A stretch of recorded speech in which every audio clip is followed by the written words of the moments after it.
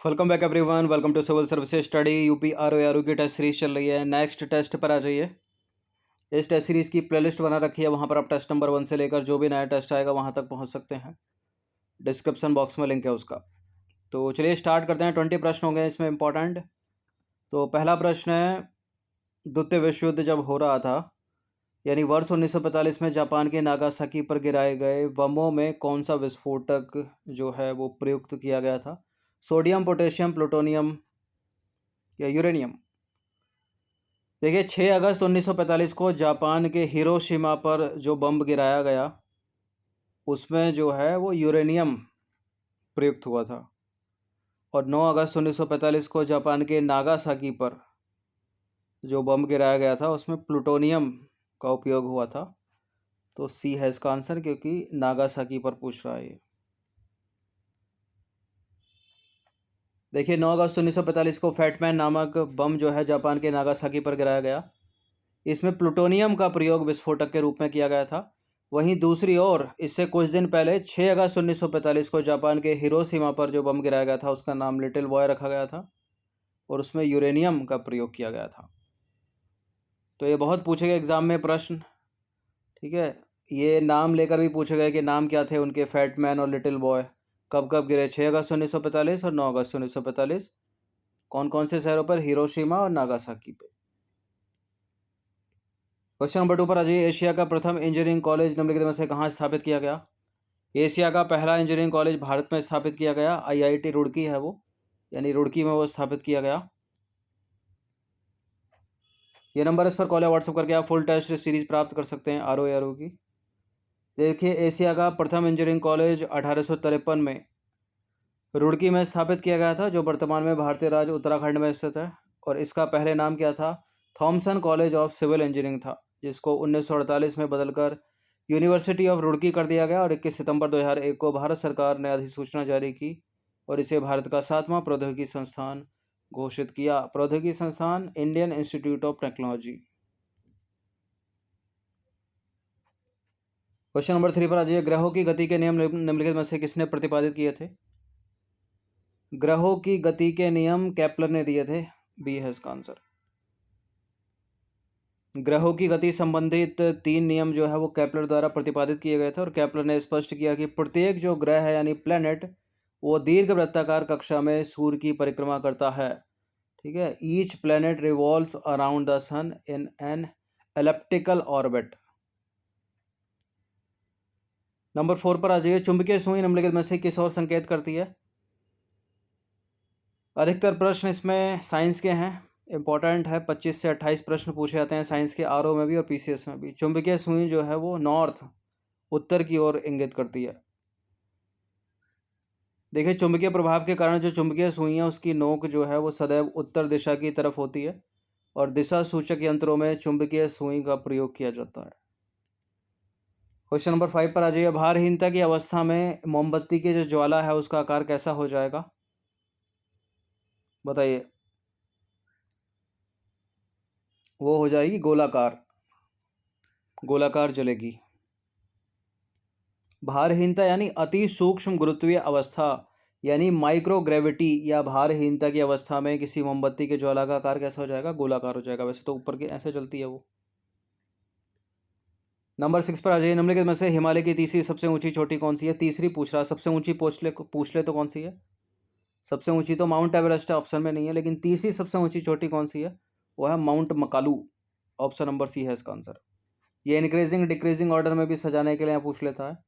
तो हिमालय की सबसे ऊंची चोटियों को हम घटते हुए क्रम में रखेंगे, यानी जो सबसे ऊंची है वो सबसे पहले आएगी, उसके बाद उससे छोटी, उससे छोटी।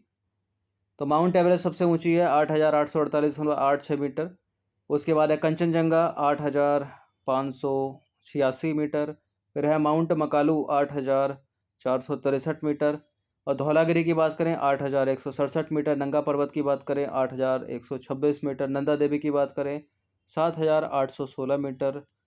और माउंट ब्लॉक की बात करें तो 4,809 मीटर। क्वेश्चन नंबर 7 पर आ जाइए। भारत की सीमांतगर्त क्षेत्र तट से कितने समुद्री मील या किलोमीटर तक समुद्र की ओर फैली हुई है? बताइए। 10 समुद्री मील लगभग 19.9 किलोमीटर, 16 समुद्री मील लगभग 25.9 किलोमीटर और 12 समुद्री मील लगभग 21.9 मीटर। क्या है इसका आंसर? देखिए इसका आंसर है 12 समुद्री मील, ठीक है, या 12 नॉटिकल मील लगभग 21.9 किलोमीटर। ये प्रश्न जो अभी बीपीएससी की प्रारंभिक परीक्षा हुई थी उसमें पूछा गया था। तो सी है इसका आंसर। प्रादेशिक समुद्र की बात करें तो प्रादेशिक समुद्र जो है अपनी आधार रेखा से 12 समुद्री मील यानी नॉटिकल मील तक समुद्र की ओर फैला हुआ है। एक समुद्री मील पृथ्वी की परिधि पर आधारित और 1 मिनट के अक्षांश के बराबर होता है। यह जो भूमि है वो मापित मील से थोड़ा अधिक होती है, ठीक है। वो प्रादेशिक समुद्र पर तटीय राज्यों की संप्रभुता और अधिकार क्षेत्र होता है। यह अधिकार न केवल सतह पर बल्कि समुद्र तल में, उपमृदा में और यहाँ तक कि हवाई क्षेत्र में भी फैले हुए हैं। दो स्टेटमेंट वाला प्रश्न है। निम्नलिखित कथनों पर विचार करेंगे। चूहा विष के रूप में और लकड़ी की वस्तु पर कीड़ों को बचाने के लिए। देखिए जिंक क्लोराइड का जो उपयोग है वो चूहा विष के रूप में होता है और लकड़ी की वस्तु को कीड़ों से बचाने के लिए उस पर जिंक फॉस्फाइड का लेपन किया जाता है। कीड़ों यानी दीमक से बचाने के लिए। कौन सा करेक्ट होगा इसमें? ये पहला वाला तो बड़ी इंपॉर्टेंट लाइन है, 4 स्टेटमेंट बनाकर पूछ लेगा, ABCD पूछा भी गया कई बार। जो चूहा विष है वो है जिंक फॉस्फाइड और लकड़ी की वस्तु को कीड़ों या दीमक से बचाने के लिए यूज़ करते हैं जिंक क्लोराइड। तो जिंक जिंक दोनों में, क्लोराइड और फॉस्फाइड को अलग कर लीजिएगा। चूहा विष बड़ा इंपॉर्टेंट है, जिंक फॉस्फाइड, और लकड़ी की वस्तु को कीड़ों से बचाने के लिए जिंक क्लोराइड। तो फिलहाल कोई भी सही नहीं है, इंटरचेंज करोगे तो करेक्ट होगा, इसमें डी है इसका आंसर। देखिए जिंक फॉस्फाइड का उपयोग जो है वो चूहा विष के रूप में होता है और लकड़ी की वस्तु को कीड़ों से बचाने के लिए जिंक क्लोराइड का लेपन उस पर किया जाता है। क्वेश्चन नंबर 9 पर आ जाइए। निम्नलिखित कथनों पर विचार करेंगे। दो स्टेटमेंट है यहाँ पर, कौन सा इसमें सत्य होगा? चांदी के चम्मच से अंडा खाना मना रहता है क्योंकि चांदी अंडे में उपस्थित गंधक से प्रतिक्रिया करके काले रंग का सिल्वर सल्फाइड बनाती है जिससे चम्मच नष्ट यानी विकृत हो जाती है। बिल्कुल ऐसे ही होता है। ये दोनों के दोनों स्टेटमेंट सही हैं एकदम, और सी है इसका आंसर। तो चांदी के चम्मच से अंडा खाना मना है क्योंकि चांदी अंडे में उपस्थित गंधक से प्रक्रिया करके काले रंग का सिल्वर सल्फाइड बनाती है जिससे चम्मच जो है वो नष्ट हो जाती है, विकृत हो जाती है, ठीक है, जैसे लोहे में जंग लग जाता है उस तरह से। 10वां प्रश्न है, सिगरेट लाइटर में निम्नलिखित में से किस गैस का प्रयोग होता है? सिगरेट लाइटर में भरी होती है ब्यूटेन। ऑप्शन नंबर सी है इसका आंसर। देखिए सिगरेट लाइटर में ब्यूटेन गैस का प्रयोग होता है, याद रखिएगा इसको। क्वेश्चन नंबर 11 पर आ जाइए। लोहे पर जंग लगने से उसका भार जो है वो बढ़ जाएगा, घट जाएगा, उतना ही रहेगा, इनमें से कोई नहीं। लोहे पर जंग लगने से उसका भार बढ़ जाता है, यानी ए है इसका आंसर। तो जंग लगने से लोहे का भार बढ़ जाता है, और लोहे में जंग लगना कैसी प्रक्रिया है? रासायनिक या भौतिक? रासायनिक प्रक्रिया है। यह रासायनिक प्रक्रिया का एग्जाम्पल है। लोहे में जंग लगने से बना पदार्थ जो है वो है फेरिसोफेरिक ऑक्साइड। ये 2-3 चीज़ें याद रखनी है। लोहे में जंग लगना एक रासायनिक प्रक्रिया है, और जो जंग लगने पर जो बना पदार्थ है वो फेरिसोफेरिक ऑक्साइड, सी है इसका आंसर। और लोहे को जंग से बचाने के लिए उस पर जिंक का लेपन किया जाता है। वो भी प्रश्न कई बार एग्जाम में पूछा गया। 12वां प्रश्न है, 2 स्टेटमेंट वाला प्रश्न है, बताना कि इनमें से कौन सा सत्य होगा। तांबा वायु में उपस्थित आर्द्र कार्बन डाइऑक्साइड के साथ अभिक्रिया करता है जिससे इसकी सतह से भूरे रंग की चमक धीरे धीरे खत्म हो जाती है और हरे रंग की परत चढ़ जाती है, और यह हरा जो पदार्थ है वो है कॉपर कार्बोनेट। ठीक है, हरा हो जाता है तांबा वायु में छोड़ देने पर। ये करेक्ट है, दोनों के दोनों स्टेटमेंट सी है इसका आंसर। क्वेश्चन नंबर 13 पर आ जाइए। निम्नलिखित में से किसका प्रयोग मतदाताओं को निशान लगाने वाली स्याही के रूप में किया जाता है?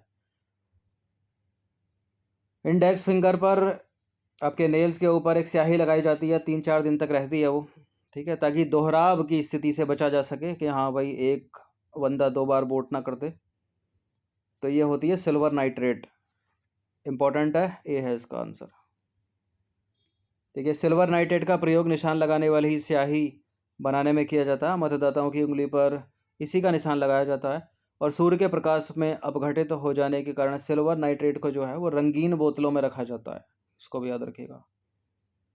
डायनामाइट का आविष्कार किसने किया था? इस तरह के प्रश्न ल्यूसेंट में मिल जाएंगे और पीसीएस या आरओ की परीक्षा में पूछ लेते हैं इनको, या रेलवे के एग्जाम में बहुत पूछते हैं इस तरह के प्रश्नों को। अल्फ्रेड नोबेल ने किया था डायनामाइट का आविष्कार, सी है इसका आंसर। डायनामाइट का आविष्कार जो है 1867 में अल्फ्रेड नोबेल ने किया था और यह नाइट्रोग्लिसरीन को किसी अक्रिय पदार्थ जैसे लकड़ी के बुरादे में अवशोषित करके बनाया जाता है। आधुनिक डायनामाइट में नाइट्रोग्लिसरीन की जगह सोडियम नाइट्रेट का प्रयोग किया जाता है। क्वेश्चन नंबर 15 पर आ जाइए। दो स्टेटमेंट वाला है प्रश्न, बताना कि इनमें से कौन सा करेक्ट होगा। ट्राई नाइट्रोफिनॉल को पिक्रिक अम्ल भी कहा जाता है और ट्राई नाइट्रोग्लिसरीन को नोबेल का तेल भी कहा जाता है। ये करेक्ट है दोनों, या ऊपर नीचे नीचे का ऊपर करोगे? दोनों के दोनों करेक्ट हैं, सी है इसका आंसर। देखिए, ट्राई नाइट्रोफिनॉल या पिक्रिक अम्ल एक कार्बनिक यौगिक है और अन्य अत्यधिक नाइट्रेटेड कार्बनिक यौगिकों की तरह यह एक विस्फोटक है। इसका उपयोग दवा और रंगों में भी किया जाता है। दवा के रूप में इसका प्रयोग होगा तो एंटीसेप्टिक के रूप में और जलन उपचार में। ट्राई नाइट्रोग्लिसरीन की बात करें, टीएनजी एक रंगहीन तेलीय द्रव है। इसे नोबेल का तेल भी कहा जाता है। यह डायनामाइट बनाने में काम आता है, अर्थात यह एक विस्फोटक है। साथ ही ट्राई नाइट्रोटोलुएन भी विस्फोटक की तरह काम करता है। ये आपने बचपन में पढ़ा होगा स्कूल में, टीएनटी टीएनजी की फुल फॉर्म पूछते होंगे। ट्राई नाइट्रोग्लिसरीन और ट्राई नाइट्रोटोलुएन ये दोनों के दोनों विस्फोटक हैं। पीले फास्फोरस को निम्नलिखित में से किस में रखा जाता है? जल में, वायु में, मिट्टी के तेल में, इनमें से कोई नहीं। पीले फास्फोरस को रखा जाता है किस में? जल में, पानी में रखा जाता है। ये दो बातें याद रखिएगा, पीले फास्फोरस को जो है पानी में रखा जाता है। इसके विपरीत अगर सोडियम पूछ ले तो सोडियम को आमतौर पर मिट्टी के तेल में रखा जाता है। ठीक है, नहीं रखेंगे तो विस्फोटक बन जाएगा ये। 17वां प्रश्न है, दो स्टेटमेंट वाला प्रश्न है, कौन सा इसमें सही होगा? यदि दूध से क्रीम को अलग कर दिया जाए तो दूध का जो घनत्व है, जो डेंसिटी है, वो बढ़ जाएगी। और अस्पतालों में कृत्रिम सांस लेने के लिए जो प्रयुक्त सिलेंडर होते हैं उनमें ऑक्सीजन और हीलियम का मिश्रण होता है। ठीक है, इन्हीं की जरूरत पड़ी थी कोविड में। ऑक्सीजन सिलेंडर, ऑक्सीजन और हीलियम का मिश्रण होता है इसमें। तो दूसरा भी सही है और पहला वाला भी सही है। यदि दूध से क्रीम को अलग कर देंगे तो दूध की डेंसिटी जो है वो बढ़ जाएगी, सी है इसका आंसर। क्वेश्चन नंबर 18 पर आ जाइए। निम्नलिखित कथनों पर विचार करेंगे, दो स्टेटमेंट वाला प्रश्न है। सोडियम परऑक्साइड का उपयोग पनडुब्बी जहाज़ों तथा अस्पताल आदि की बंद हवा को शुद्ध करने में होता है और गैलियम धातु कमरे के तापमान पर द्रव अवस्था में पाया जाता है। कौन सा इसमें सही है? एक पारा जो है वो भी कमरे के ताप पर, यानी मरकरी कमरे के ताप पर द्रव अवस्था में है और गैलियम भी कमरे के ताप पर द्रव अवस्था में है। तो करेक्ट है दूसरा स्टेटमेंट। पनडुब्बी जहाज़ों तथा अस्पतालों की जो बंद हवा है, बंद वायु है, उसको शुद्ध करने के लिए सोडियम परऑक्साइड का उपयोग किया जाता है। ये दोनों की दोनों बातें सत्य हैं, सी है इसका आंसर। तो सोडियम परऑक्साइड का उपयोग पनडुब्बी जहाज़ों तथा अस्पताल की बंद हवा को शुद्ध करने में होता है। और पारा यानी मरकुरी एक ऐसी धातु है जो कमरे के तापमान पर द्रव अवस्था में रहती है, यानी लिक्विड फॉर्म में रहती है। और गैलियम धातु भी कमरे के तापमान पर द्रव अवस्था में पाया जाता है। क्वेश्चन नंबर 19 पर आ जाइए। निम्नलिखित में से कौन सा स्टेटमेंट जो है वो गलत होगा? खाना पचाने में हाइड्रोक्लोरिक अम्ल यानी HCl का उपयोग होता है और नाइट्रिक अम्ल का प्रयोग सोना तथा चांदी के शुद्धिकरण में किया जाता है। और तीसरा स्टेटमेंट है, कपड़े से जंग के धब्बे हटाने के लिए ऑक्जेलिक अम्ल का प्रयोग होता है। इनमें से कोई भी सही नहीं है, मतलब इनमें से कोई भी, उपरोक्त में से कोई नहीं। इस चौथी वाली लाइन का मतलब है कि इनमें से कोई भी गलत नहीं है, ये सारे के सारे सही हैं। तो खाना पचाने में हाइड्रोक्लोरिक अम्ल का उपयोग होता है, करेक्ट है ये लाइन। नाइट्रिक अम्ल का प्रयोग सोना चांदी के शुद्धिकरण में किया जाता है, ये भी सही है। और कपड़े से जंग के धब्बों को हटाने के लिए ऑक्जेलिक अम्ल का प्रयोग होता है, सारे के सारे सत्य हैं, नहीं तीनों के तीनों सत्य हैं। इसलिए हम आंसर क्या लगाएंगे? डी, क्योंकि इनमें से कोई भी गलत नहीं है। तो उपरोक्त सभी कथन सत्य हैं, इसलिए सही उत्तर होगा डी, क्योंकि कोई भी असत्य नहीं है। 20वां प्रश्न है और ये अंतिम प्रश्न है। निम्नलिखित कथनों पर विचार करेंगे, दो स्टेटमेंट वाला प्रश्न है। इनकरेक्ट स्टेटमेंट इनमें से ढूंढना है। असत्य कथन, सिल्वर क्लोराइड का उपयोग कृत्रिम वर्षा बनाने में होता है और सिल्वर आयोडाइड का उपयोग फोटोक्रोमिक कांच बनाने में होता है, कराने में नहीं, बनाने में नहीं। ठीक है, ठीक है, यहाँ ऊपर का नीचे कराने बनाने थोड़ा ऊपर हो गया है वो। सिल्वर क्लोराइड का जो उपयोग है वो फोटोक्रोमिक कांच बनाने में होता है, ये ऊपर का नीचे है। और सिल्वर आयोडाइड का उपयोग कृत्रिम वर्षा कराने में होता है। तो दोनों के दोनों इनकरेक्ट हैं ये, ठीक है, और इनकरेक्ट ही अपने को ढूंढना है और सी है इसका आंसर। और ये कृत्रिम वर्षा या आर्टिफिशियल रेन इसको बोलते हैं, या क्लाउड सीडिंग, सिल्वर आयोडाइड का इसमें उपयोग होता है, इसको हमेशा याद रखिएगा। और फोटोक्रोमिक कांच बनाने में सिल्वर क्लोराइड का उपयोग होता है। दोनों के दोनों स्टेटमेंट गलत हैं और सी है इसका आंसर, क्योंकि असत्य पूछा है। तो सिल्वर क्लोराइड को हार्न सिल्वर भी कहा जाता है, इसका उपयोग फोटोक्रोमिक कांच बनाने में होता है। और सिल्वर आयोडाइड का उपयोग कृत्रिम वर्षा यानी आर्टिफिशियल रेन या क्लाउड सीडिंग कराने में होता है। क्यों जरूरी है आर्टिफिशियल रेन, या किन क्षेत्रों में ये कराई जाती है? देखिए, ओलावृष्टि रोकने के लिए और धुंध हटाने के लिए एटमॉस्फेयर से कृत्रिम वर्षा को अपनाया जाता है, यानी आर्टिफिशियल रेन को अपनाया जाता है। यदि पर्यावरण में प्रदूषण है तो कृत्रिम वर्षा कराकर जो है उसको शुद्ध किया जा सकता है, वो सारी गंदगी नीचे आ जाती है बारिश के साथ।